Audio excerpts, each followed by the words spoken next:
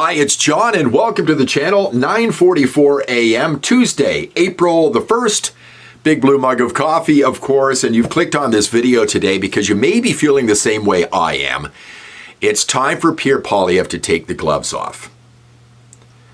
It's time for him to go after Mark Carney in a big way. This man has a lot of flaws and he has to go after him. But there's the one thing that's really got me thinking this way over the last 24 hours is this Paul Chang put a bounty on the head of Conservative candidate Joe Tay situation. I did a video on this yesterday about Carney's bozo eruption. He backed Paul Chang after this. Chang has now resigned, put out this ridiculous statement, had to throw Donald Trump into it. The reason why he resigned is because there is an investigation, a criminal investigation into this. I mentioned yesterday, is this not illegal? It may be. So far, from what I understand, Carney hasn't apologized for still backing this guy after this ridiculous statement he made about Joe Tay. But the reason I'm saying that Poilievre has to take the gloves off is because, well, let's hear what he said today after Chang resigned, and then I'll come back and we can talk about it after that.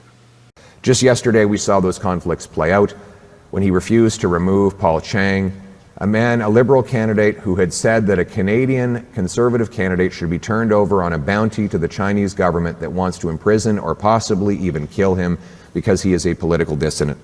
Mr. Carney said that Mr. Chang could stay on as a candidate. It wasn't until midnight when we found out the police were involved, because it is a potential criminal offense, that the candidate stepped aside himself, not being pushed out by Carney, but because he decided on his own. Mr. Carney will never put our country first. He will always put himself first. Does that seem like an appropriate response to you for what's happened here from the leader of the opposition about one of his candidates who had a bounty put on his head? It's under criminal investigation right now, and Carney was okay with it. He won't stick up for Canadians. He'll only stick up for himself. Blah, blah, blah. Same old platitudes. Come on, put the guy on full blast, for God's sakes. I don't even know Joe Tay, and I'm more pissed off about this than you are, it seems. You should have said he was unfit to lead, Mark Carney. Unfit to be the prime minister of this country if he has this judgment, this bad, poor judgment.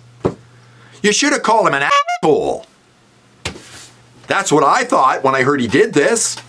Boy, would the spotlight ever be on your campaign if you said that about him. Why did Pierre Poilievre call Mark Carney an asshole?